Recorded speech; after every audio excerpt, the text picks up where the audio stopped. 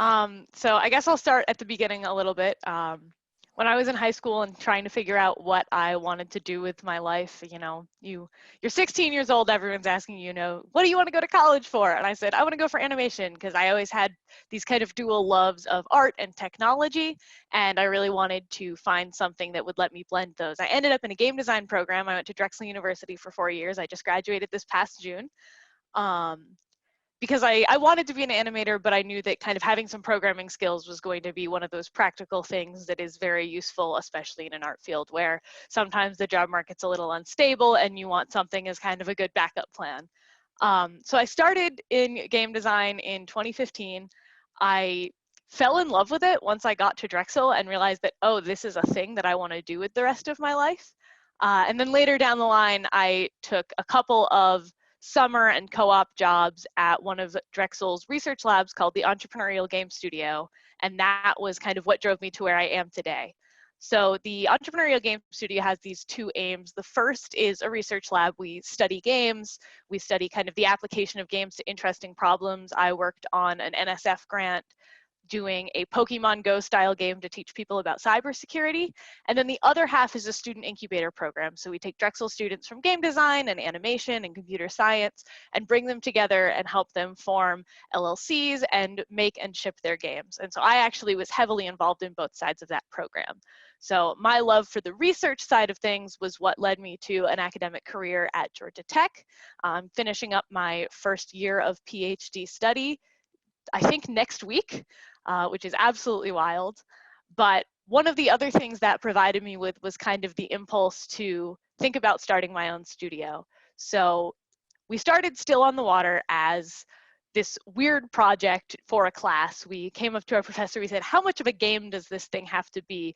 Because we want to make a kayaking game in virtual reality that's all about the human mind. It's uncanny valley psychological horror. And we ended up deciding after my involvement in EGS on the research side that we really wanted to grow that into something bigger. So we started pursuing founding our own studio. A couple years ago, I founded Prediction Error Productions with two of my best friends. We put out our senior project last year, a VR game called There's Been a Murder. And we have been working on the Still on the Water project ever since. That's been kind of 3 years in development and really kind of embodies our desire to create these digital experiences that may or may not be games, depending on who you ask, but that really kind of push the envelope of what a digital experience can be. About a month ago, we had to kind of pause development on that, and I can talk about that in a moment, because we are a team of 4 working on a large VR project, and all 4 of us have day jobs. We've all since graduated from Drexel. We are working as video creators and modelers and researchers and computer scientists. And it came to the point where the progress we were making just wasn't quite enough for us to consider it still in development. So it's still kind of, it's on pause and not canceled. But this is something that our whole team really cares about. And probably the capstone of that was last spring, where we got selected to represent Drexel University at the Intel University Game Showcase at the Game Developers Conference in San Francisco, which is a wonderful opportunity for us. So we got to take this thing that we had been caring for and loving for a couple of years. We went through all of the legalese of LLC formation, which was a challenge, but we were lucky enough to have resources and got to present that in front of a panel of industry judges, and decided we still really want to make this thing, but have since slowed development because all of us have taken the skills that we learned, all of those various artistic and technical things that we picked up in college, and have carried those on into the beginnings of our careers. So that's where I'm at right now. I'm working right now on proposing a master's project. My love of VR has not gone away. I like to joke that I kind of stumbled into this by accident, but my master's project is going to be a rhythm-based virtual reality game about dodging lasers in 3 dimensions. And so that's kind of what's next for me. I want to play that. Into some of the research that I've been doing. So I do a little bit of everything. What I've done is kind of taken that love of games and that love of art and that love of pushing the envelope and really tried to extend that in as many directions as possible. I've worked on anything and everything that seems interesting. And you're a musician, I understand as well, correct? That's correct. So I played alto saxophone with the Philadelphia Wind Symphony for 2 years while I was at Drexel. I would love to rejoin them someday if I ever live in the area again.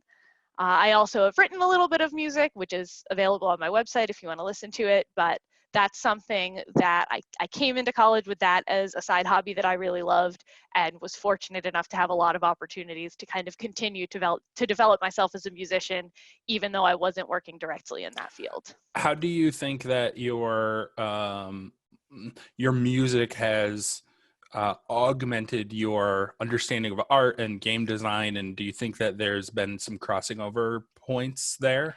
I think so, absolutely. So the way I approach game design tends to be a little bit more from the technical level. I had a couple jobs as a programmer before I even went into college, and that was where my skill set lied. So that was really what I ended up doing a lot of in team projects, even though that wasn't necessarily exactly where I wanted to push myself. And one of the things that music really requires of you is that, you know, you can play everything right technically. You can hit the nail on the head with timing and dynamics and all of that, but if there's no passion behind it, then there's really no reason to be doing what you're doing.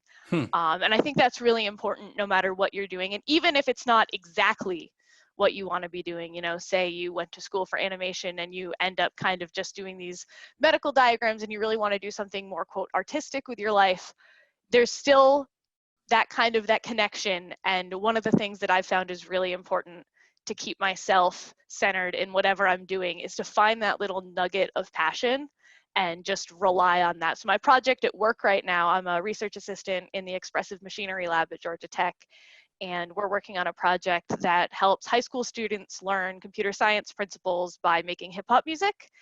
And I don't know anything about hip hop.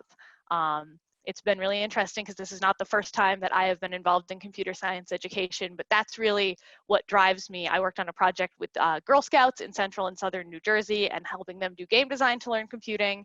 And being a woman in a STEM field and knowing that that kind of support was what got me where I am is that nugget of passion that I've been able to find. And even when I'm, 6 months into this horrifying JavaScript nightmare that I deal with every day, I get to know that what I'm doing is interesting and meaningful and exciting.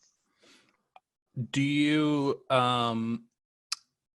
feel as though as you envision the kind of games you want to develop, do you see them as more music heavy than other ones? I mean, you did talk about a rhythm game, right? Yes, so I've always been interested in kind of pulling in my love of music wherever I can in my game designs. So I wanted to work on a rhythm game. Last year I worked on a project, my senior project at Drexel was called There's Been a Murder. And while I didn't write any of the music for that, I oversaw the development of a dynamic soundtrack. And this is something I was always very attached to. We worked with 2 composers from the music industry department and based what the soundscape sounded like based on what characters you chose to talk to, how they Wow. felt about you. So even in the sense where I was only overseeing the development, I was really only working on that side of the table.